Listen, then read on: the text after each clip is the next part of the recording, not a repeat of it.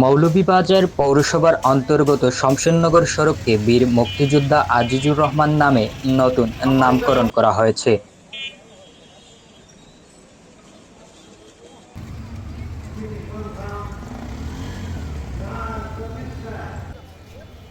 বৃহস্পতিবার 18 জুলাই বিকেলে চৌমুহনা চত্বরে স্বাধীনতা পদকপ্রাপ্ত বীর মুক্তিযোদ্ধা ও সাবেক জেলা পরিষদের চেয়ারম্যান আলহাজ আজিজুর রহমান সড়কের ফলক উন্মোচন করেন পৌর মেয়র মোহাম্মদ ফজলুর রহমান।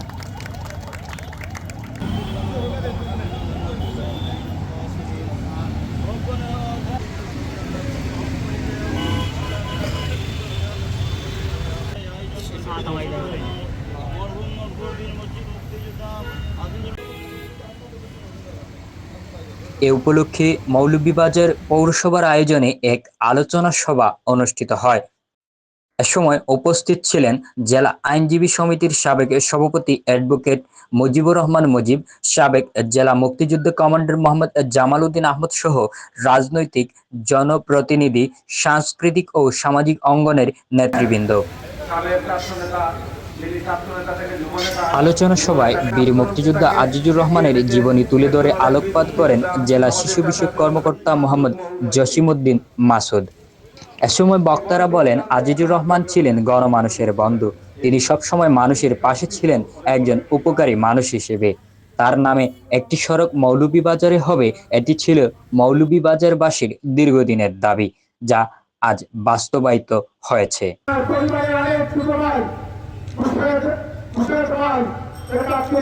যে এই নামকরণ অনুষ্ঠান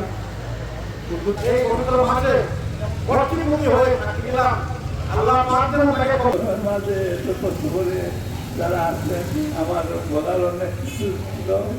সিলেট কারাগার থেকে মুক্তি বাহিনী তাদের প্রিয় সহযোদ্ধাকে মুক্ত করে নিয়ে উল্লেখ্য, আজিজুর রহমান ছিলেন বর্ষিয়ান রাজনীতিবিদ ও বঙ্গবন্ধুর ঘনিষ্ঠ সহচর, সাবেক গণপরিষদ সদস্য, দুইবারের সাবেক সংসদ সদস্য, সাবেক হুইপ, বাংলাদেশ সংবিধানের অন্যতম প্রণেতা, মহান স্বাধীনতা পদকে ভূষিত বীর মুক্তিযোদ্ধা।